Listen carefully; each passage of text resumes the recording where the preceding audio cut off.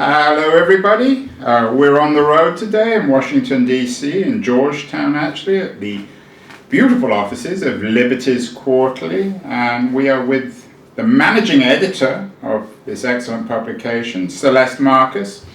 Celeste has what I found to be a very moving, troubling, intense piece in the latest issue of Liberties.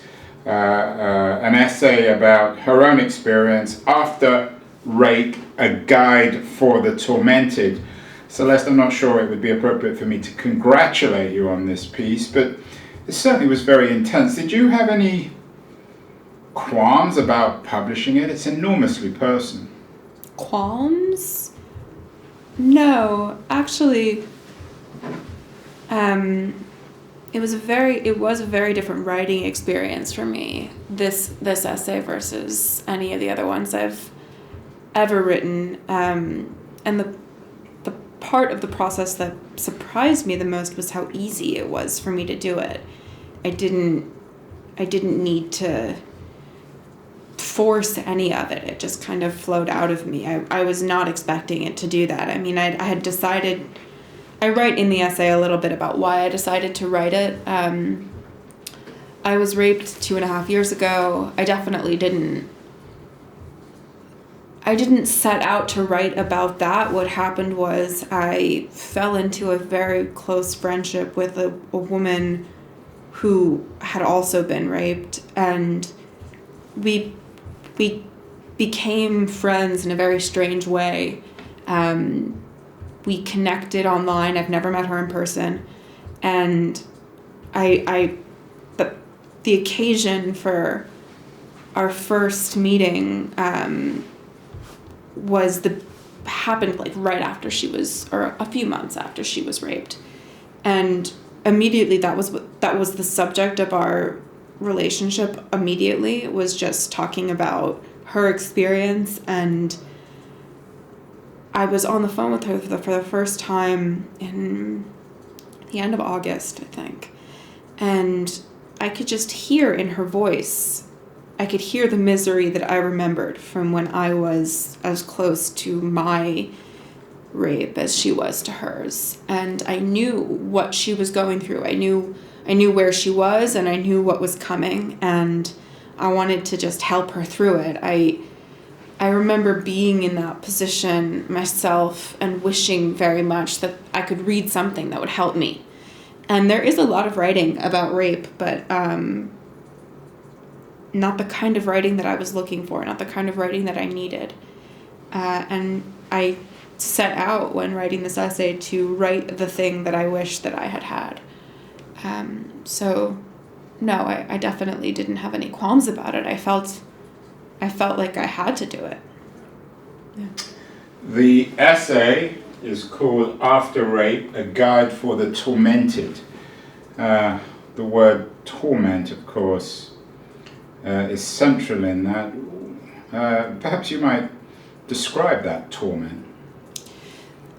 So, I remembered it for myself, certainly. I mean, there are gradations and there are different stages, and it comes in different shades and different weights.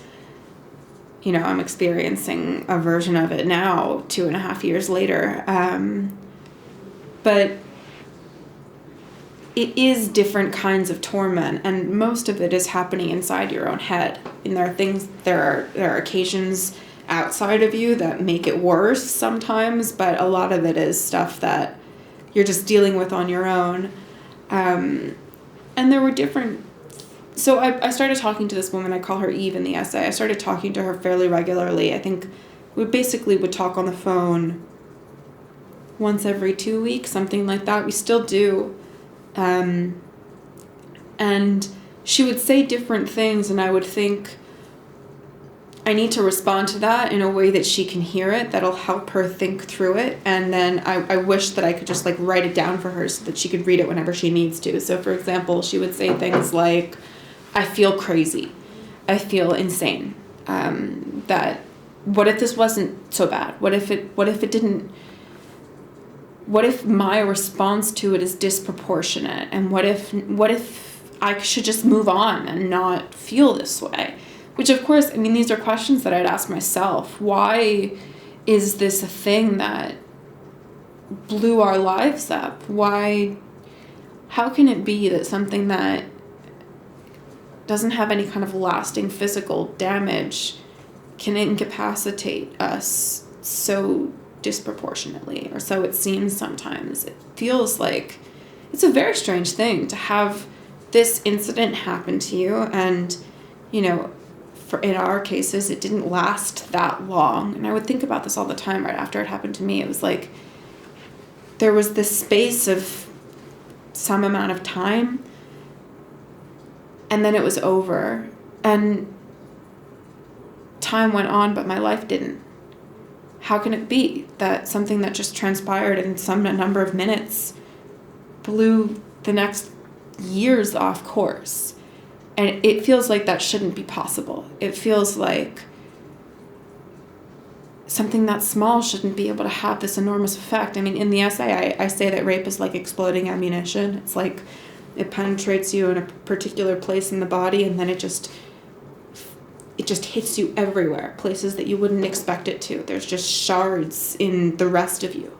And you have to spend all this time pulling out the pieces because the damage is done, but more damage will be done if you don't think about it all the time and trace every piece of the bullet and get it out of you. It'll just keep sinking deeper.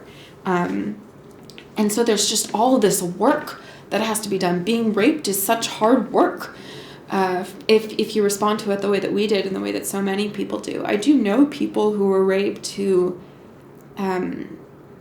it didn't do this to them, and I don't know why I'm not like that and she wasn't, but I know people for whom being raped was not the worst thing that ever happened. Maybe it's because other terrible things happened to them, but there were these times when I would just think on the phone with Eve, I would think, this is so much work. There is so much work that has to be done. So much emotional, intellectual labor has to go into pulling yourself out of the hell that is the afterlife of rape. And there are so many different kinds of torment. And one of the kinds of torment is how many kinds of torment there are because of how much work it is. One of the things that struck me about the piece was, on the one hand, of course, rape is done to you and the torment is a personal one. On the other hand, it's a social, or perhaps more appropriately, an antisocial act. And the narrative in your essay really focuses on the social or the antisocial dimensions of what you experience. So perhaps you might develop that a little bit in the sense of, on the one hand, you're the victim, it's you, it's Celeste, cut off from the world. On the other hand, it's the action of someone else, and it plays out, or it seemed to, the torment, at least in your essay, seemed to play out in the turbulence it did, not only to yourself, but to your relationships, friends. It's a very strange thing, having something that personal suddenly be, it's like a monster on your back wherever you go. And it's very strange because this thing that happened, it's unspeakable, right? It's so, I don't even want to say personal because I don't want to grant him that kind of access to me. But it's incredibly private. And it disturbs you and disfigures you in the places in yourself that were already hard to look at.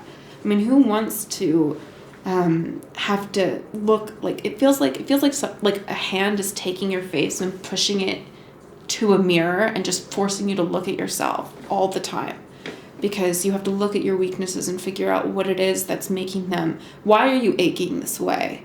Why is this thing that was done to you hitting you exactly in these spots?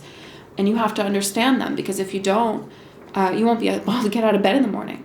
So you have to try And doing that when you're with your friends, or when you're talking to your parents or your boss, and you have this thing on your back, it's very disconcerting, because when you're supposed to be, interacting with other human beings, other people who are not supposed to have access to that part of you, that's where your brain is. And that was very disorienting. It's not anymore for me. But, if the thing you're crying about or the thing you're holding back tears about is rape, it's always difficult to tell people why you're having a bad day. But when that's the answer, it's like you just feel like there's this wall between you and every person you're talking to. And then there was the other part of it, which was that when you did tell people respond in the weirdest ways. It makes people very uncomfortable. And it's like a litmus test for how good or bad a person is. And you find out things you don't want to know about all kinds of people that you trusted before. You can draw a line in your life down with the people who stood by you and understood how to respond and the people who didn't. And you'd be surprised who responds well and who doesn't. And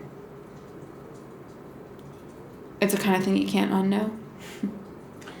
Celeste, you talked about it as an intimate act, and there's a deep intimacy about the piece. It certainly was for me, and I think for many others, a hard piece to read, because you're letting your reader somewhere that probably in many ways you don't really want them to go, but it's just the nature of things. As you say, this intimate act or this intimate crime enabled new kinds of intimacies and the loss of old intimacies. So on the one hand, you have this new intimacy with a woman who experienced the same thing, and on the other hand, it's an essay about the end of certain kinds of friendships, or maybe they weren't really friendships. What does it tell us about this? I keep on mentioning intimacy. What does it tell us about intimacy? Is this the great crime against intimacy? And of course, the double jeopardy here is it not only was an intimate act or an intimate crime, but it was a consequence of some degree of intimacy.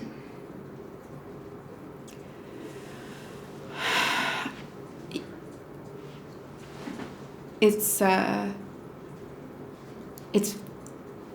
so difficult to analyze a rapist. What does it mean to feel entitled to the inside of another person when they told you that it's not yours to have? And that's the black box for all of us, for all the victims, is what was he thinking? Why did he do it? And what about a person can make them feel they have that right? In my case, and I do write about this in the essay, the man who raped me said that he did it because he was in love with me. And what does it mean? I believe that. A lot of my friends and people who care about me said, well, he's just saying that to prettify what he did, or it's an alibi or an excuse. I don't think it's an excuse. I think he believed it, and I think that love is evil. And I think it's sad to be the kind of person whose love is expressed through evil and wickedness. I don't think it excuses it. I think that people do all kinds of terrible things in the name of love, and I think it's true.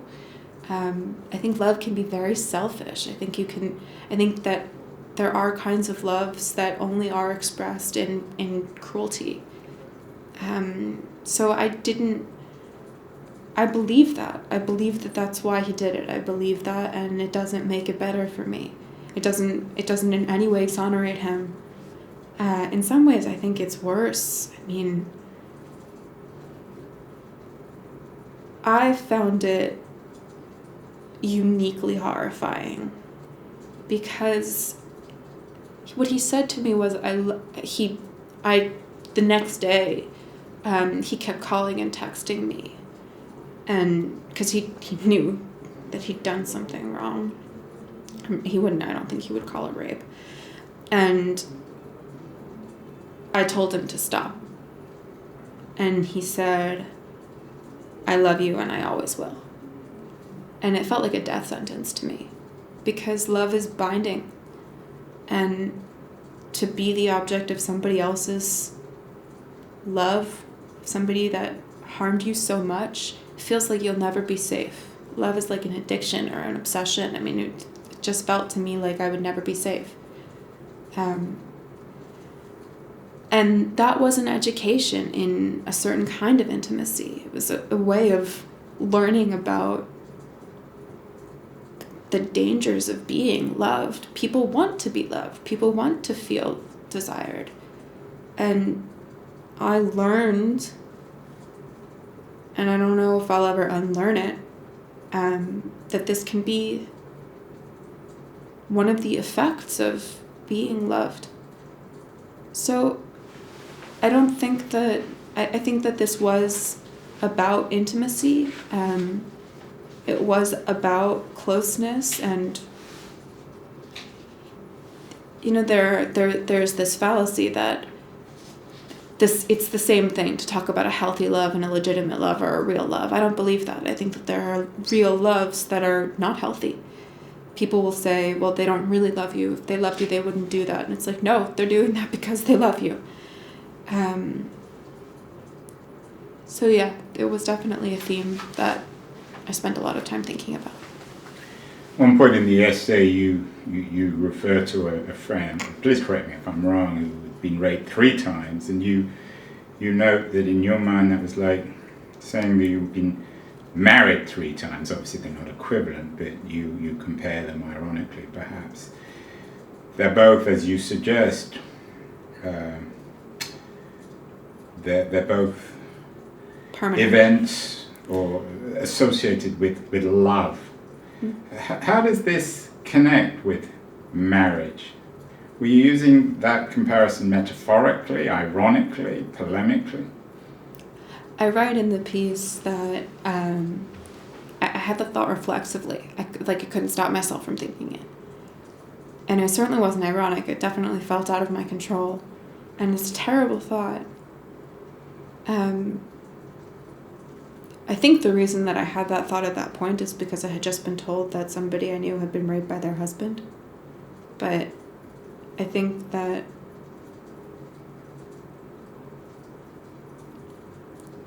being married and then divorced, especially if it's a bad marriage and then a divorce,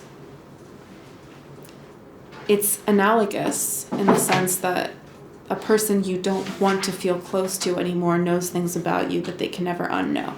And you can never make them unknown. And so it is like marriage. I mean, being married to somebody and then being divorced, it's a permanent condition.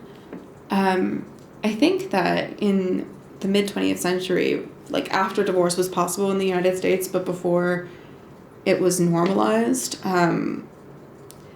if you got divorced but you hadn't gotten married yet, that the man was still called your husband.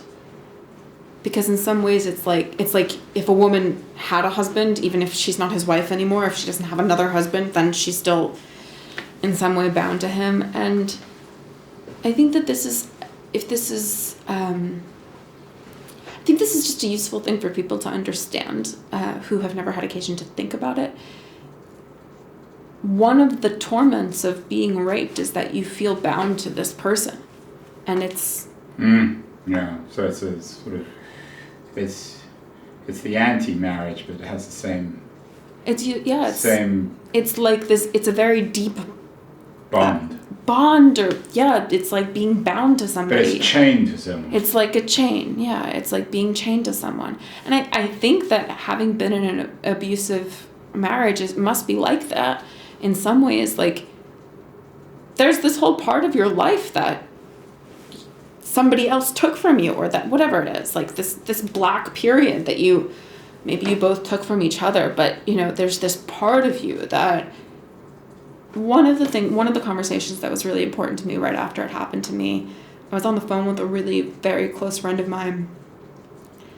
And, there are different parts of the puzzle.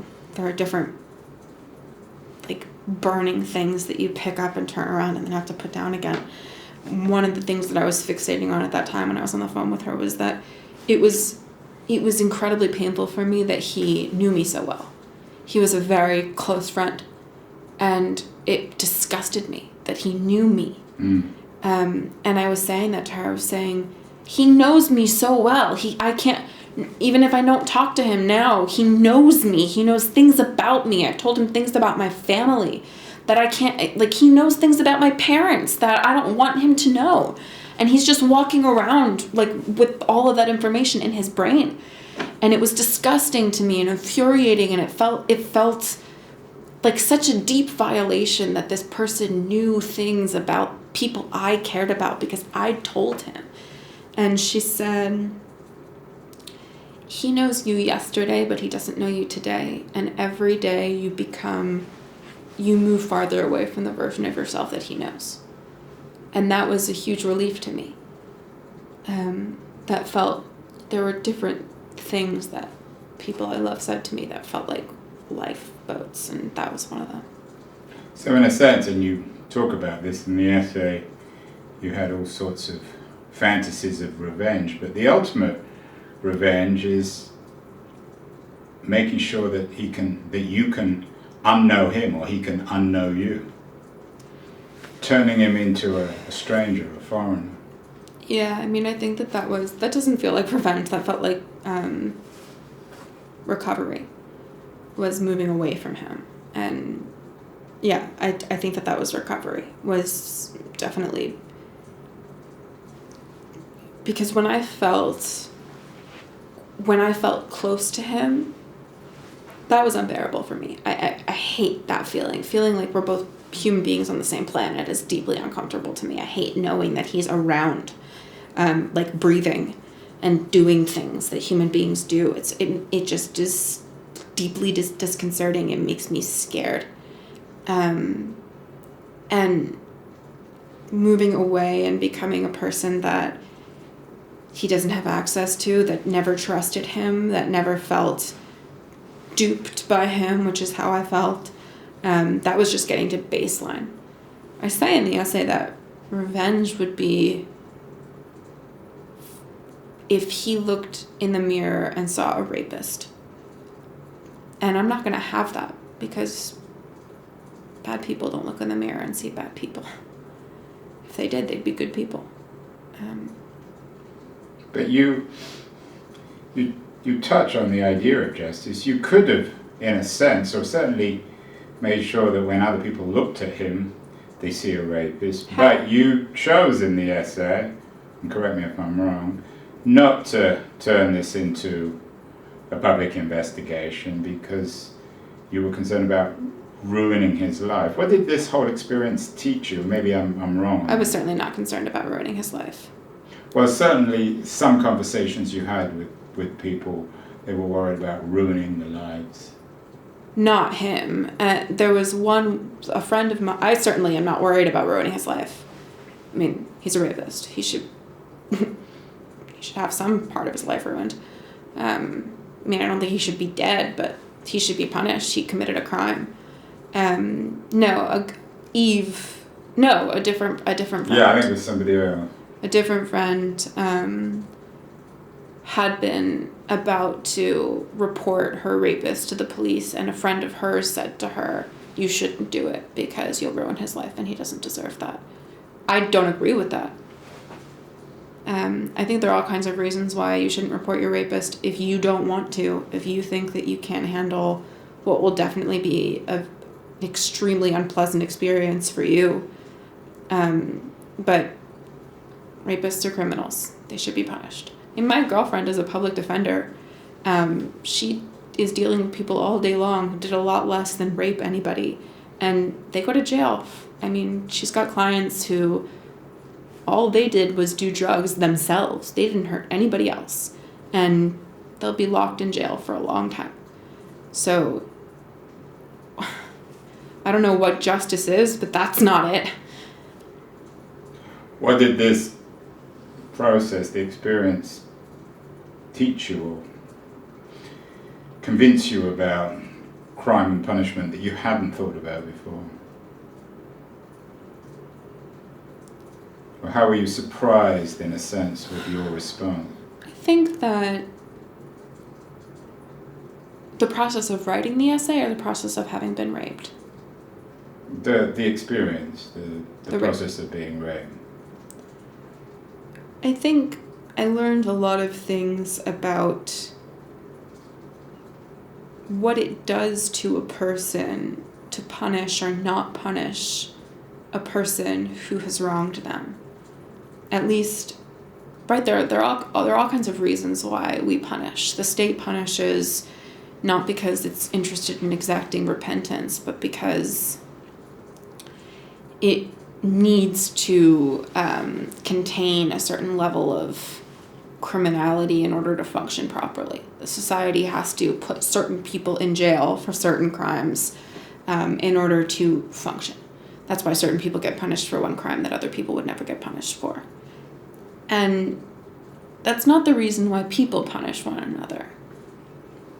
And I learned about myself, and I've seen this. I've now talked to a lot of women who have been raped, and some men who have been abused.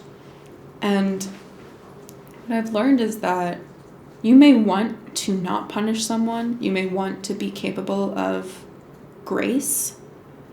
And if you can do that without harming yourself, I think that's rare. And you have to be careful about that, because sometimes if you don't punish a person who has desecrated you, the thing that you internalize from that is that you are not worthy of revenge. And that can be very dangerous for you. So if you tell yourself that a person who has violated you in some fundamental primal way doesn't need to be punished, you may find functioning very difficult. I mean, it might incur a certain price that you're not expecting. And I learned that. Celeste, we live in what many people think of as a therapeutic culture, certainly a culture in which the idea of therapy or the ideal of therapy is increasingly mainstream. Did this experience, both in the actual rape, but particularly in the torment afterwards and the act of writing about it so publicly, did it teach you something about the limits of therapy? Or is it a form of therapy itself? It didn't feel therapeutic to me. I did seek therapy. I mean, a friend of mine demanded that I go get a therapist, which was necessary for me at a certain point. And much to the credit of Bill and Leon, who were incredible throughout this entire process. I'm very, very, very, very 5,000 times over lucky to have a supportive work environment. And we should just be clear, that's Bill Reichblum and Leon Wieseltier, your co-conspirators of Liberties. Yeah, and it's 3 people in an office, and I'm incredibly lucky that I work with 2 men who were very supportive. I know women who don't have that, and I was very lucky. But I had friends, and they Liberties paid for my therapy because a friend of mine finally convinced me to go to a therapist, and she told me to go to her therapist, who was outside of my network, and she was expensive, and I needed it. I really needed it. And so I'm gonna say, like, if you need help, you should get help.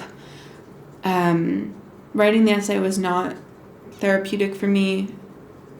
I hope that it will help other people, and people have written to me since I wrote it and since it's been published and told me that it helped them, which is why I did it, and it means so much to me that those notes mean everything to me. So I guess I would say that it taught me about the importance of solidarity and trust. Who did you write it for? Eve. The woman in the essay. And what was her response? She said thank you. That it helped. And what about, as a typical male, I guess, Celeste, that, I read it and thought, obviously it's a must read, but I don't even know if that's the best way of describing it. It's an essential read.